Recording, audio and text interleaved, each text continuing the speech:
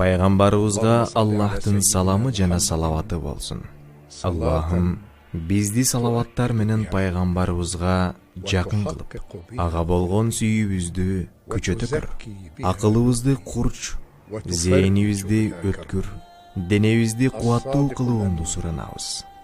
Чынчыл жана аманаткөй. Мына ушундай сыпаттын ээси болгон пайгамбарыбыз убада берсе аны сөзсүз аткарчу жана эң жакшы кулк мүнөз ээси болгон.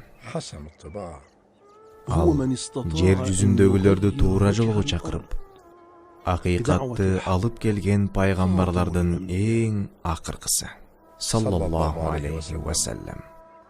Ал кара ташты ордуна ким коёрун чече албай, чырдашып жаткан уруулардын келишпестигин чечүүгө туш келди. Кара ташты коюуга биз укуктуубуз. Кара ташты биздин уруу коюш керек. Себеби биз көбүрөөк акылуубуз. Андан көрө келгиле мындай кылалы. Сырттан ким биринчи босогон аттап кирсе, ал каалагандай болсун. Мунун эмнени чечмегеле, эй Ибни Мугира. Мухаммад келе жатат. Чынчыл Мухаммад келе жатат. Ушул учурда босогодон адилеттүү пайгамбарыбыз кирип келди. Маселенин чоо жайын териштирген соң, ар бир уруу башчысына кара таш салынган этек башын карматып, биргеликте көтөрүүнү сунуш кылды.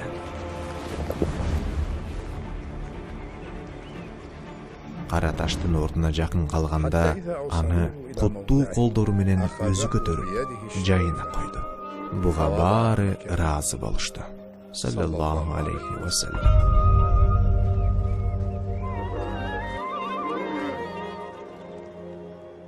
Ал жөнүндө айтып бериңизчи. Анын куттуулугу туурасында уккум келет. Эй Умма Айман. Ал кайсы гана жерде болбосун артынан кут береке төгүлчү. Халиманын малынын санына сан кошулганы чын элеби?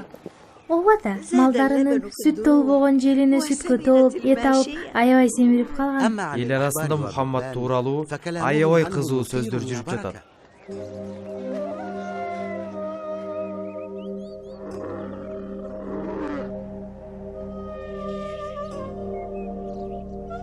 Алгачкы жолу ага вахий түшкөндө, таң нуру сыяктуу жарык көрүнүп, түшүнүксүз үндөр угулуп, эмне экенин аңдай албай жүрдү.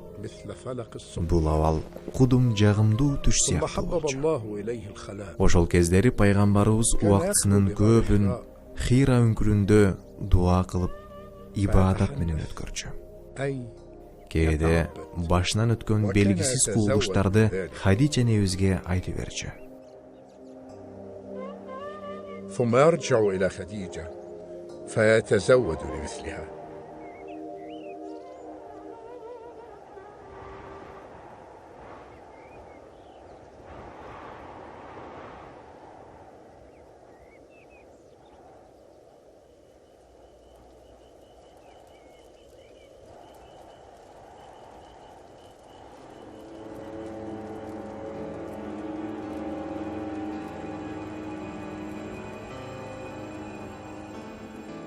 О, атаке, бул өлүп калган турбайбы? Биз өлгөндү да жей беребиз, балам.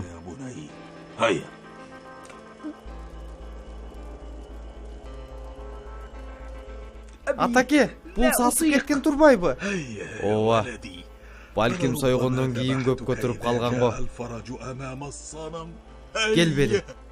Макул, айтканыңыздай болсун.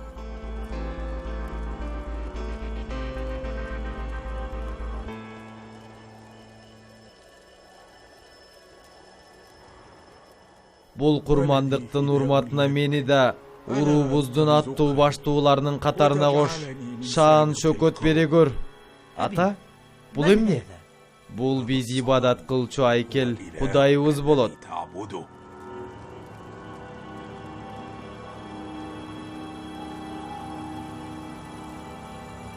Ушул менин Кудайымбы?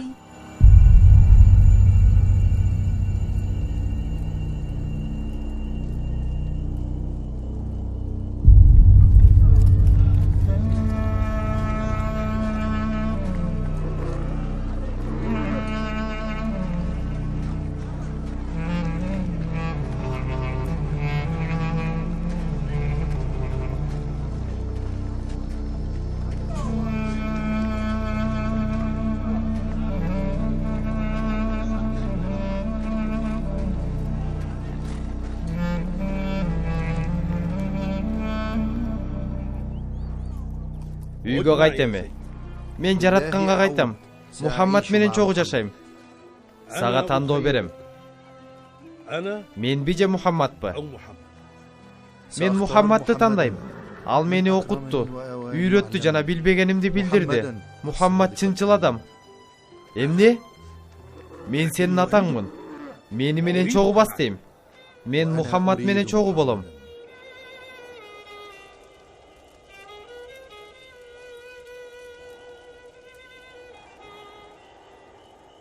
Мен Харистин уулу Зайтмын. Бирок адамдар мени Мухаммаддын уулу Зайт деп чакырышат. Мухаммад сага тандоону эркин бериптир. Мухаммад же атаң деп. Мен Мухаммад менен жашоону чечтим. Сен Мухаммадга баргандан бери коопсуз, өзүңө ишеништүү жүргөнүңдү байкап жатам. Анан албетте, баары сени Мухаммаддын уулу деп атап алышат да. Мен ушул күнгө чейин Мухаммаддан тапкан тынчтыкты эч бир адамдан көргөн эмесмин. Пайгамбарыбыз саллаллаху алейхи ва салламдын эскерүүсүндө мындай деп баяндалат. Түн бир окумда тынч уйкуда жатсам, жарашыктуу жана салабаттуу көрүнүштө Жебрейил периште келди. Ал мага окуу деди. Мен окуй албайм дедим. Периште мени кучагына бекем кысып коюп жиберди да экинчи жолу кайра окуу деди. Мен окуганды билбеймин дедим. Анан дагы окуу деди. Мен окуганды билбеймин, эмнени окуйн дедим. Ошондо Жебрейил периште: "О Мухаммад, бардык жаратылышты жараткан эгеңдин аты менен баштап окугун. Ал инсанды коюу кандан жараткан. Окугун. Сенин эгең адамзатка калем менен жазууну үйрөткөн өтө берешен. Ал инсанга билбеген нерселерди үйрөттү" деген аяттарды окуду да көздөн кайым болду. Уйкудан турсам бул аяттар ташка тамга баскандай жүрөгүмдө сакталып калыптыр. Ордумдан тура калып, үңкүрдөн чыктым жана тоонун чокусуна көтөрүлдүм. سمعت صوتا من السماء يقول: يا محمد أنت رسول الله وأنا جبريل. Асмандан: "Эй Мухаммад, сен Аллахтын элчиси, мен болсо Жибрейилмин" деген жоон үнү болду. Анан асманды карасам, Жибрейилдин салабаттуу жана таза келбети көрүндү. Анын көлөмү мен турган жердин баарын каптап калган болчу. "Эй Мухаммад, сен Аллахтын элчиси, мен Жибрейилмин" деген үндү укканымдан кийин бутум же алдыга баспайт, же артка баспайт. Жибрейилдин кеткен тарабын караган бойдон катып калдым. Бул окуядан кийин пайгамбарыбыз саллаллаху алейхи ва саллям шашкан бойдон үйүнө чуркап келди жана Хадича энебизге: "Мени оро мени" деди.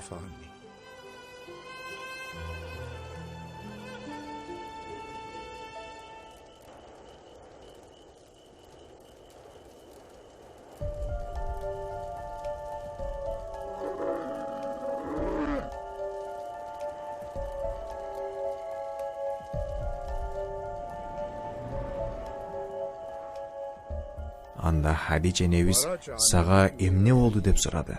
Пайгамбарыбыз саллаллаху алейхи ва саллям болгон окуянын баарын айтып берди да: "Мен коркуп кеттим" деди.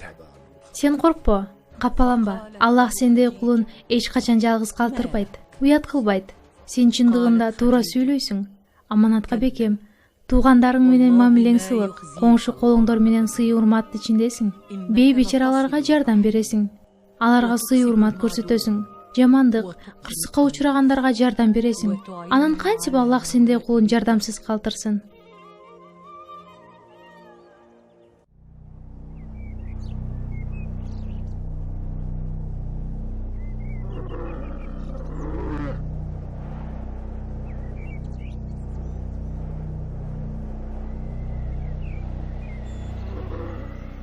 Хадижа Варакага келип, пайгамбарыбыз саллаллаху алейхи ва саллям менен болгон окуяны айтып берип, пайгамбарыбызга түшкөн ыйык жазууну колуна карматат.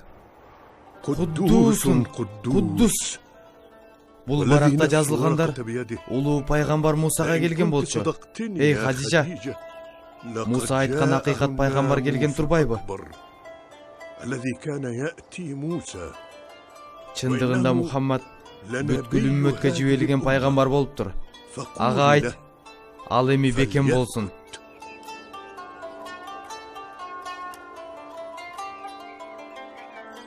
Хадижа дароо келип да пайгамбарыбыз саллаллаху алейхи ва саллямга Вараканын сөздөрүн айтып берет.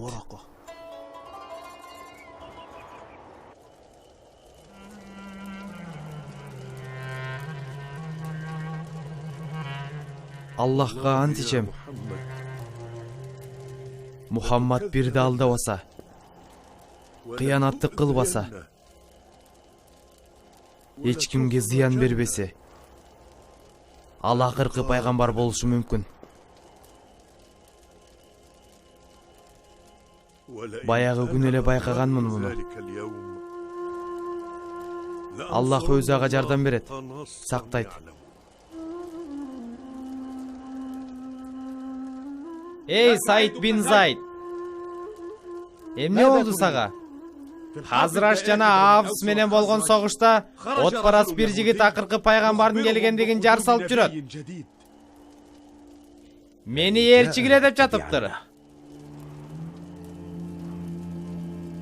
Эми аяттар түшүп баштады. Пайгамбарыбыз саллаллаху алейхи ва саллям баскан турганда үндөрдү угуп жатты. Асман тарапка көз чаптырып караганда, вахий алып келген Жибрил периштени асман менен жердин ортосунда көрөт. Жерге башын коюп, алгач ирет жаратканына сажда кылат.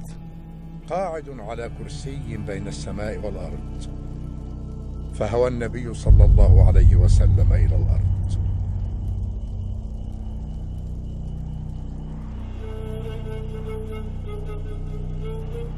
Ошондо пайгамбарыбыз саллаллаху алейхи ва саллям өз элине келип, мени кыймылга келтиргиле, мени түрткүлө дегенде аны түртүп коюшту. Жана Аллахтан төмөнкү аяттар түштү. قم فأنذر وربك فكبر وثيابك فطهر والرجز فاهجر. صدق الله العظيم. بسم الله الرحمن الرحيم. يا أيها المدثر. Мээримдүү, райымдуу Аллахтын ысмы менен. Эй кийимине чүмкөнүп алган, тур да эскерткин. Жараткан эгеңди даңкта, улукта, кийимди таза тут. Кылган жакшылыгыңды көп деп эсептебе. فإذا نقر في الناقور فذلك يومئذ يوم عسير على الكافرين غير يسير